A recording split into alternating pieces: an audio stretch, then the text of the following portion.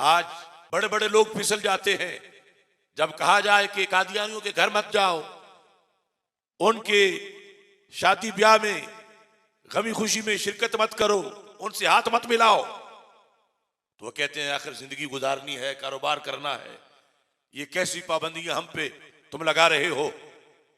ऐसे लोगों को इस खैबर वाले गधे से सबक हासिल करना चाहिए।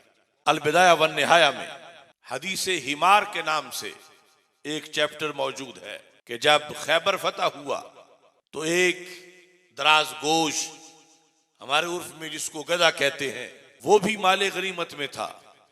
रसूल अकरम नूर मुजस्सम शफी मुअज्जम सल्लल्लाहु अलैहि वसल्लम उसे पहचान गए। ये सरकार का दरबार है कि मोहब्बत करने वाला अगरचे कोई भी हो, सरकार उसको माला माल फरमा देते हैं। जब आपने उससे गुफ्तगू की अरबी में, तो वो भी अरबी में जवाब दे रहा था। सहाबा ने वो सारी गुफ्तगू उसकी सुनी और रसूल अकरम सल्लल्लाहु अलैहि वसल्लम ने जो इरशाद फरमाया वो भी सुना।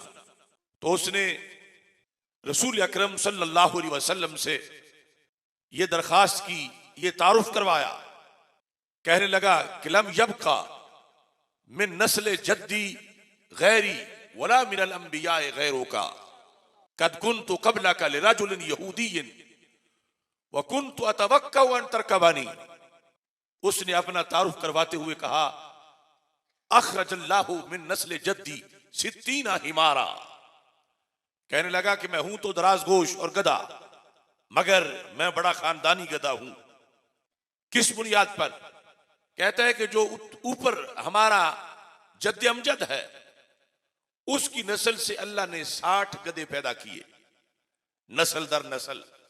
और उन 60 गधों की ये शान है कि उनकी पुश्तों पर सिर्फ नबियों ने सवारी की, इसलिए हम खुसूसी गधे हैं। आज कादियानी को या किसी मुनकरे खत्म नबूवत को अगर गधा कहा जाए तो ये गधे की तौहीन है, क्योंकि वो खैबर का गधा गधा तो था मगर खत्म नबूवत का मुनकिर नहीं था। लम यबका मिन नस्ल जद्दी गैरी, कि वो गधे जिन्हें नबियों का खिदमतगार बनाया गया, उनमें से सिर्फ एक मैं बचा हूं, बाकी सब नबियों की खिदमत करके दुनिया से रुखसत हो गए। वला मिनल अंबिया गैरों का, गधों में से मैं आखिरी हूं और नबियों में से आप आखिरी हैं। आप आखिरी हैं, मैं खिदमत के लिए हूं।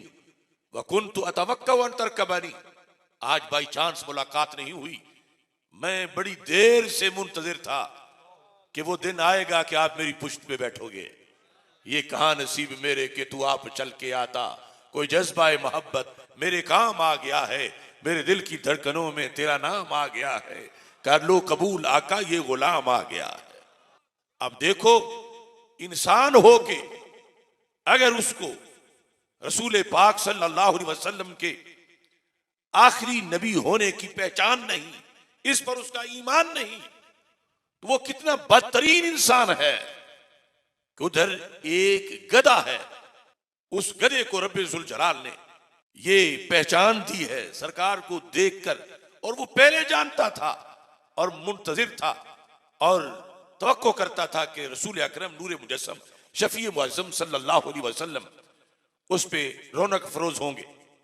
इस अकीदे के साथ उसने इसके तकाजे भी पूरे किए। आज बड़े बड़े लोग फिसल जाते हैं जब कहा जाए कि कादियानियों के घर मत जाओ, उनके शादी ब्याह में गमी खुशी में शिरकत मत करो, उनसे हाथ मत मिलाओ।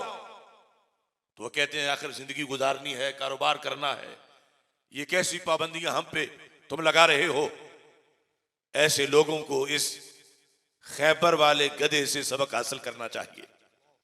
उसने रसूल पाक सल्लल्लाहु अलैहि वसल्लम के सामने अपने इश्क का इजहार किया कि मैं बड़ी देर से तवक्को कर रहा था, इस इंतजार में था कि आप मुझ पे तशरीफ फरमा होंगे, और इसका इस लिहाज से मैंने तैयारी भी बड़ी की। कहता कद कुन्तु क़ब्लका लिरजुलिन यहूदिय्यिन, आशिक मैं आपका था मगर गधा मैं यहूदी का था। यहूदी ने मुझे घर में बांधा हुआ था, यहूदी मुझसे अपना मतलब लेना चाहता था, मुझ पे सवारी करना चाहता था। और मैं ये चाहता था कि जिस पुश्त पे नबी आखिर ज़मान सल्लल्लाहु अलैहि वसल्लम ने खुद बैठना हो, मैं उस पे किसी पलीद को क्यों बिठाऊं। उसका इश्क देखो, उसका शौक देखो। कद कुन्तु क़ब्लका लिरजुलिन यहूदिय्यन, मैं आपके पास हाजिर होने से पहले मैं यहूदी का गधा था और वो यहूदी मुझ पे सवारी करना था। मैं देर तक एक तवील अरसा उस यहूदी के घर रहा हूं, क्योंकि मैंने अपनी पुश्त पे आपको बिठाना था। मैंने आज तक अपनी पुश्त पे यहूदी को नहीं बैठने दिया। कद कुन्तु आसुरु बिही, वो जब भी बैठने लगता था मैं फिसल जाता था। अगर मैं कायम रहता तो वो फिर बैठ पाता। ये तो आप सारे लोग देहाती माहौल में जानते हैं कि गधे की नीयत ना हो तो कुछ लादने नहीं देता, और कभी पुश्त रख के सारा कुछ लादा हुआ भी नीचे गिरा देता है। वो कहता है जानबूझ के मैं फिसलता था, और एक बार फिसला, दो बार फिसला, तीन बार, सारा रोज का तरीका ही ये था। तो फिर कहता काना युजियो बतनी व यदरिबु ज़हरी, मेरे मालिक को भी पता था कि इसे मसला है कोई। मैं जब भी बैठने लगता हूं इसको फिसलना याद आ जाता है और ये खुद गिर जाता है, मुझे गिरा देता है। काना युजियो बतनी, मेरे रसूल सल्लल्लाहु अलैहि वसल्लम वो मुझे भूखा रखता था, चारा नहीं डालता था, पानी नहीं पिलाता था। मेरे नबी मैंने भूखे बर्दाश्त की हैं, मगर मैंने पुश्त को पलीद नहीं होने दिया। सिर्फ यही नहीं कहा वह यदरिबु ज़हरी, वो यहूदी मेरी पुश्त पे डंडे मारता था। देखो इश्क के रास्ते में ये लाठीचार्ज तो बर्दाश्त करना पड़ता है। यदरिबु ज़हरी, वो मेरी पुश्त पे डंडे मारता था, मैंने डंडे भी खाए, मगर मैंने उसको बैठने नहीं दिया, क्योंकि मेरी नीयत में था कि मैं पुश्त पे आपको बिठाऊंगा। तो जिसने राह इश्क में ये कुर्बानियां दी, अल्लाह ने उसकी कुर्बानियों को कबूल कर लिया कि बिल आखिर वो दिन आया कि अल्लाह के रसूल अलैहि सलाम उस दराज गोश की पुश्त पे रौनक अफरोज हो गए। हदीस हिमार में है कि रसूल पाक सल्लल्लाहु अलैहि वसल्लम ने बाकायदा उसका नाम रखा, और नाम रख के फिर इजहार मोहब्बत के लिए उसको आवाज भी दी, और उसने मोहब्बत से जवाब भी दिया। रसूल अकरम नूर मुजस्सम शफी मुअज्जम सल्लल्लाहु अलैहि वसल्लम ने उसका नाम याफूर रखा। और नाम रखने के बाद, हालांकि वो पास ही खड़ा था, दूर नहीं था कि बुलाने की कोई हाजत हो, मगर इजहार मोहब्बत था और फरमाया या याफूर। उसने कहा लब्बैक या रसूल अल्लाह सल्लल्लाहु अलैहि वसल्लम। उस वक्त भी उसकी आवाज इजहार मोहब्बत के लिए जो अल्फाज सहाबा बोलते थे, लब्बैक या रसूल अल्लाह सल्लल्लाहु अलैहि वसल्लम के, ये लफ्ज भी उस आशिक ने इस्तेमाल किए।